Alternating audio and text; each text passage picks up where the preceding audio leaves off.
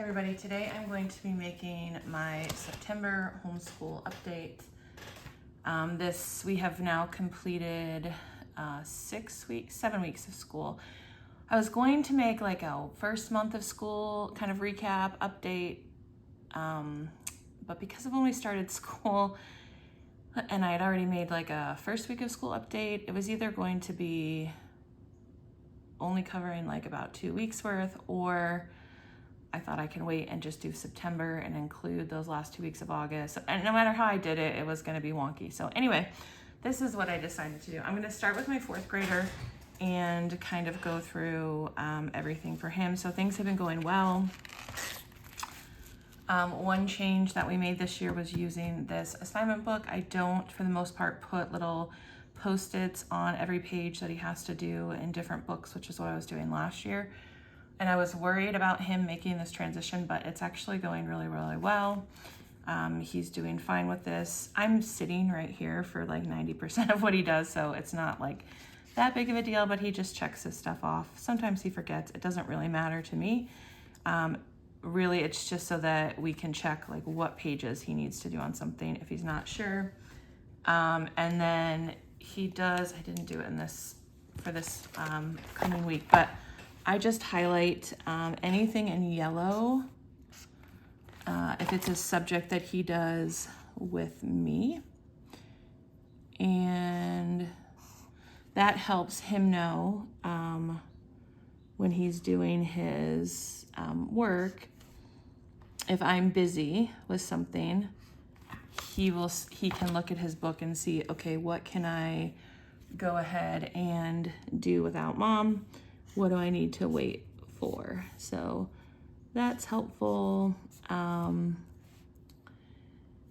I'll go through kind of each of his subjects here in a second. But so for the most part, he does science mom and most of history kind of independently. History I'm kind of in and out of because like he listens to it himself and he'll do some of the worksheets, but like the notebooking I'm helping him with, that's something that we added in, I think, probably since I talked about his curriculum last. So I will talk about that. And then the first day of Fix It Grammar, I like to just kind of check in with them. Both my kids like to just read the lesson themselves and hurry on along, but I like to kind of pull them back and just make sure they're understanding what they're reading. And then I'm doing Hearth and Story with him, which I will show you. And we are doing writing together. And the rest of the stuff he can kind of initiate on his own, and then I can kind of check over it and go through it with him. But anyway, this is working well. He's doing well with it. All right, so let's start with the things that I don't have a lot to say about. Science Mom is going well. He does this mostly independently. I kind of queue up the video for him on the iPad. He sits at the other end of the table and watches it with headphones and, does the notes and things. Some of the experiments, I will get the materials so that he can do it himself afterwards, but they do show, that's one great thing about Science Mom is they do all of the experiments on camera for you, so you don't have to, but I do try to do that. He's also been making his little, what do you call these? Elements, like trading cards. So he's been enjoying that. No complaints with Science Mom. And then history, I'll just go ahead and talk about history right now. He is doing Curiosity Chronicles, snapshots of ancient history. Now he, for the most part, where can I go with this? I was worried that I was going to need to age this up because I think the recommended grades are like grades 1 to 3, I want to say, and he's in 4th grade. But honestly, for the most part, I think it's fine, and I'm not stressing about it. He has grade level social studies that he's doing as well, but we are moving a little bit, I guess, quicker, I would say, through this, in that some weeks we do two chapters because the chapters are relatively short in comparison to like what we did last year with early modern. But then some weeks, like when we did this Egypt, we stretched one chapter out over the whole week so that we could add in some other activities and things. So it just depends on what the topic of the chapter is. But he listens to this. I have all of the audio on a Yodo card, and he listens to it on our Yodo player with headphones, and he's supposed to read along as he's listening. I don't know that that's always happening, but it's one of those areas where I just have to trust. But I do think that both of my kids retain it better when they read along with the audio. So I do ask him to do that. And then typically he has his history timeline notebook. We started a new one this year since he was going back and starting in ancient times. So he does his timeline, and then I have a bunch of stuff in his folder here. So he did start doing his some notebooking with the notebooking pages from Curiosity Chronicles. Now, the reason I like this, I heard it somewhere and I can't remember where, but someone said that they thought that notebooking was just busy work. And I really tend to disagree because it's asking them to work with the information again in a different way and kind of recall what they read in the book. So that's kind of what I've been doing to, I guess, beef it up a little bit for him, is he's working with the information again in the notebooking. Let's see. He's also doing the Lit House Learning writing that goes along with Curiosity Chronicles. So he does that every week, and what do I have? Oh, he's doing chapters 9 and 10 this week. That's why those are both there. And then I have his timeline pieces. We will be doing a review this week, so that's why I've got that in there.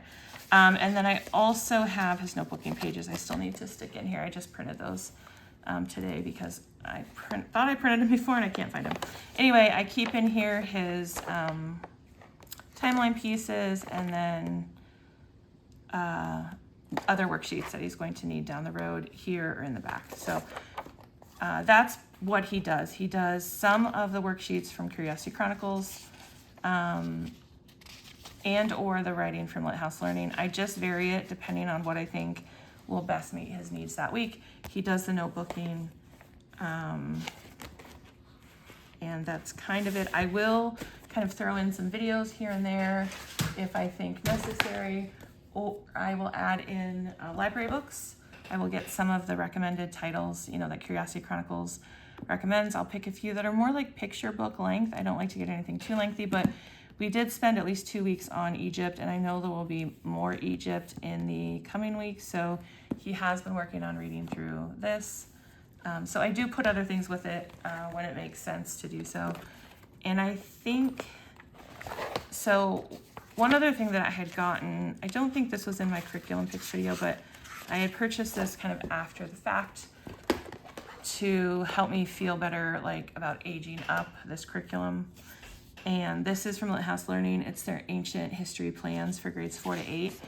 And I have used some bits out of here, but honestly, I'm likely not going to continue because, first of all, I don't know why I always forget the fact that I hate things where I have to pull bits and pieces from 20 different sources. I don't like that. I don't know why I constantly think that my opinion will have changed on it, because it hasn't. So I don't like that part of it, but also this is much more teacher-led. And I think with this, I'm more in the role of teacher support. So he listens to the lesson, we talk about it, but he doesn't necessarily need me to do the bulk of the work.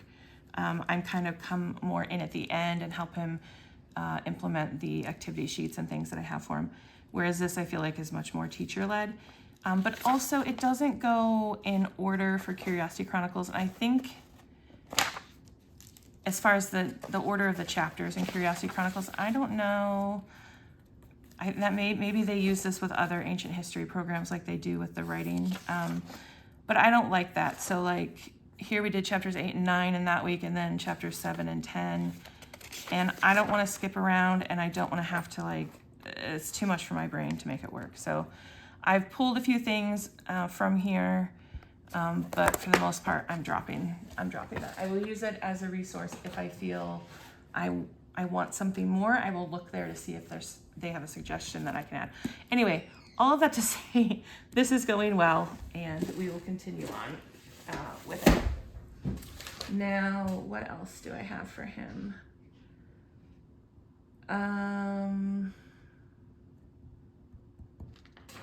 Let's see. Art is going fine. He is doing the visual arts primary level unit study from Harbor and Sprout. I think he just does one module a week. So I believe we are moving on to module 8 next week. Yeah. But anyway, we don't really do the notebooking prompts. I had thought we would do these like with writing, and we may still at some point in the year, but for the most part, we don't do much with those. I highlight a few of the activity ideas that I know I have supplies for and or that I think he would like, and he picks one after he reads the unit, and that's going fine for the most part. It's not the most intense art program, but it's just fine for him. He enjoys it and looks forward to doing it. So I just have a sketchbook for him that he does some of his work in. And let's see, what did he do the other week? This was one he did like a bead design using graph paper to go along with the module that he read. So he does things like that. He did like a still life drawing one week and that kind of stuff. It's going fine. Okay, for math, we are doing Dimensions 4A. This was a change from my original curriculum picks video, and I did share about it in our, I believe in our first week of school kind of recap update. And this is going well. I did add on the videos that you can get from Dimensions, where there's a teacher kind of doing the lesson. Now, he doesn't just take the videos and do this independently. We watch the videos together. I like them because I feel like, the teacher manual for this isn't real scripted, and I don't feel particularly strong in teaching in this style. And so by using the videos, I feel like he gets the lesson in the way that it should be taught, and it's modeling proper teaching, I feel like, for me. So I feel like I'm growing kind of throughout, but I really like the videos. I think it's worth it. I think they're $80. You rent them for the year. But it's going really well. The only thing we don't like about Dimensions is there's so much to it. I feel like it takes a long time to get through it. And on top of that, I think because of his ADHD, he can be very slow working through math problems because he gets really distracted and loses his place and that kind of thing. So math can take a while. And when you add in the video instruction as well, it can be anywhere from 15 to 30 minutes, depending, because you're stopping. They'll kind of present a problem to you. They'll talk you through a little bit of it, then you pause and you do some work, and then you go back to the video. So they can take a while. They have them for basically, let's see. It goes through, there's a video for the think and a video for the do. Is that it?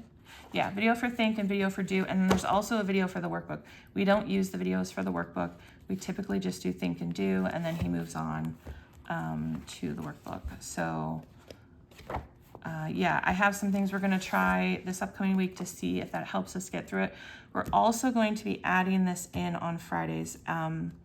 Previously on Fridays, we do all of our group work, and then my kids have like a Friday notebook that they do. And so for he has a studies weekly that he reads.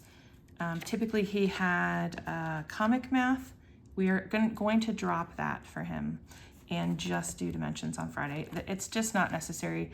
I thought he'd really get a kick out of the comic math, and it would just be something fun to make math fun for him on Fridays, but he doesn't particularly enjoy it. It's not really doing what I thought it was going to do. So I thought, let's just keep with this on Friday, and we'll just consistently, we'll finish it probably a little sooner, and it'll help me not feel so rushed the other 4 days of the week. So we are putting Dimensions in on Friday, but anyway, he does his studies weekly. He just reads this. We don't do any activities with it. I have these left over from my daughter, and I pull whatever one matches what he is doing in his 4th grade social studies workbook. This is from Gallopade Press, Carol Marsh. And this, by the way, is going well. He does, I would say, anywhere from maybe about 6 to 8 pages a week to, I don't know, maybe about 3 or 4, 2 days a week, essentially. And this is going well. Again, he does a lot of this independently. I look at it ahead of time so that I can kind of talk to him about it afterwards and when I'm checking his answers. And I usually get 1 or 2 books from the library that covers whatever topic he's covering in here. So this is going fine. But I pull from these studies weekly whatever topic he was covering in that workbook, whatever he did throughout the week. I pull that that newspaper for his Friday notebook, and he just reads it. Okay, sorry, that was way too many words for something not that important. He's still doing the mind benders front and back. He likes these, and they're good for him. And he's still working through these word warriors that I got from Curriculum and Culture.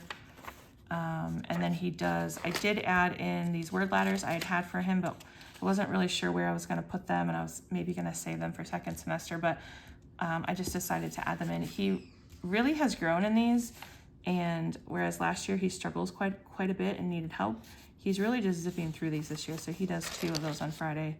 And then I have the Reading Comprehension Fundamentals from Evan Moore, and he does 1 to 3 pages. It just depends on where I broke it up, like how many pages a particular lesson was. So anyway, that is the only change to his Friday notebook. I added in the reading comprehension and the word ladders, and then I took out the comic math, and we will just do dimensions. So that is math. It is going well. I do have for him, I've showed this before, but this is working well. I just have in this pouch that I keep on my cart all of the supplies that it tells me in the teacher's manual that he might need. I use the teacher's guide, not the home instructor's guide. And usually at the beginning of a unit, it will tell you what materials you're going to need.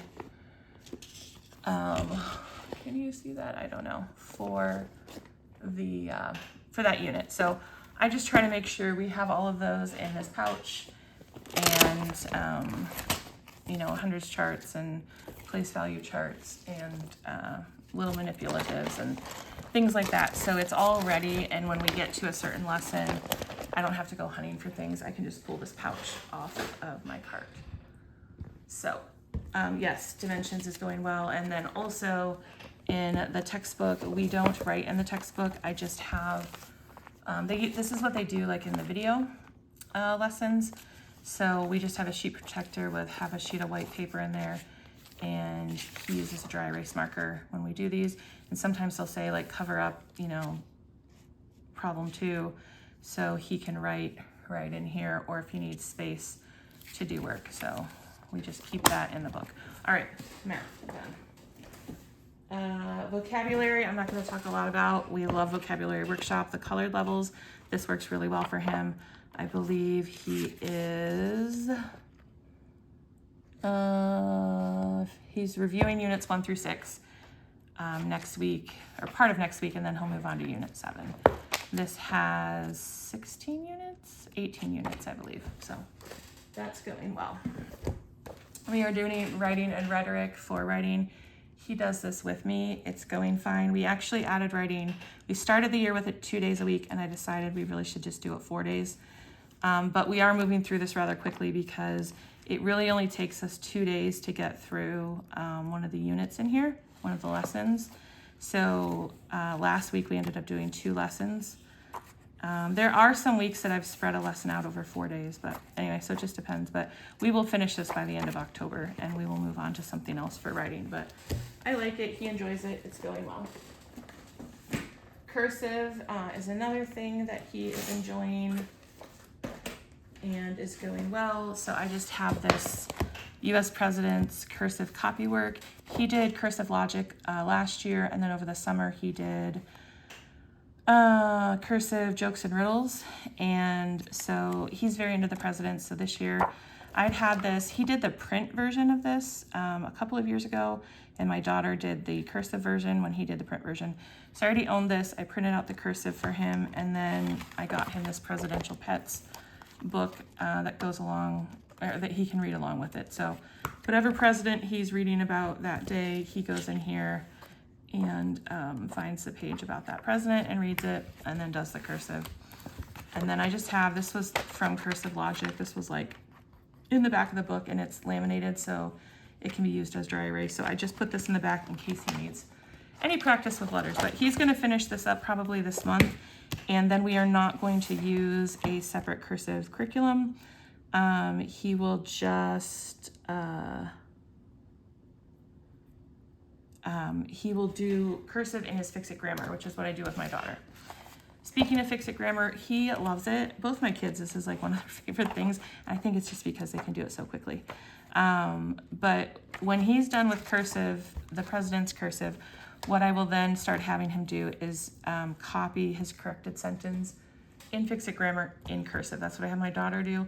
I don't make her write in cursive in her other subjects, but I want to make sure her cursive is still being practiced and used every day, because otherwise you kind of forget how to make certain letters and it gets really sloppy. So that is what he will do when he finishes the president. But Fix-It Grammar is going really well. It's still very easy. We're on week 8. We will be on week 8 next week. And so I think, yeah, we're just introducing prepositional phrases. So up until this point, he's just been doing adjectives, pronouns, nouns, articles, capital N mark, and homophone. So it's been very simple up to this point. But anyway, it's going well. He likes it. Let's see. Health also is fine. This he does pretty independently. I just talk to him about it a little bit when I check over his work. But he pretty much just reads, he does health twice a week. And each day that he does it, he reads one lesson in a textbook. And then he does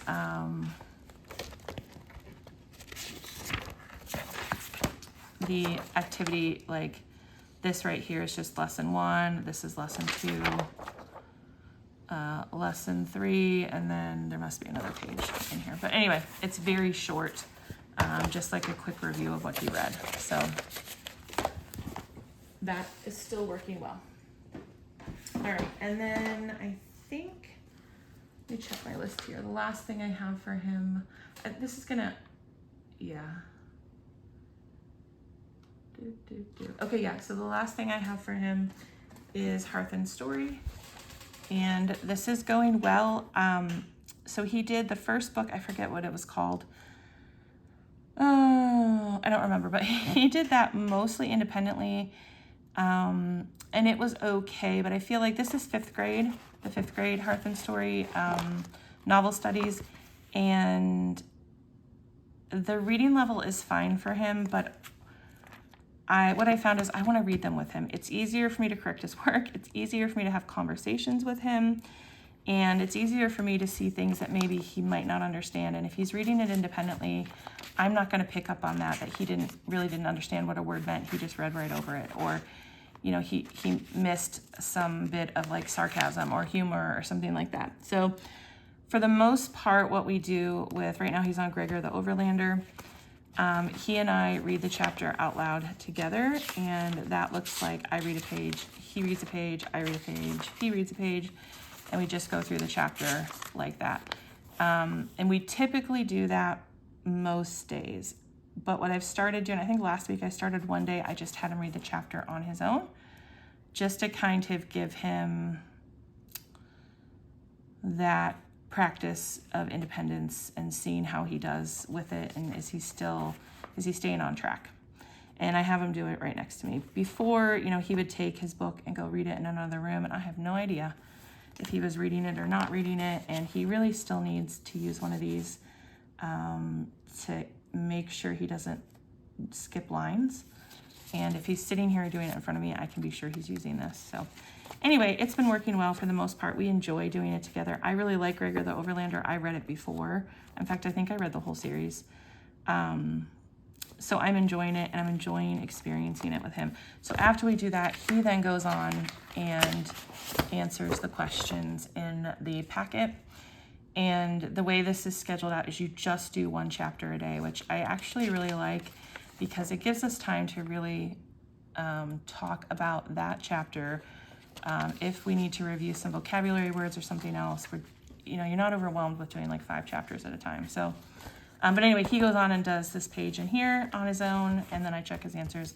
And then I also added in the poetry for him, and he does this Tuesdays and Thursdays. This we do 4 days a week. This he does 2 days a week. He reads the poem and he answers the questions.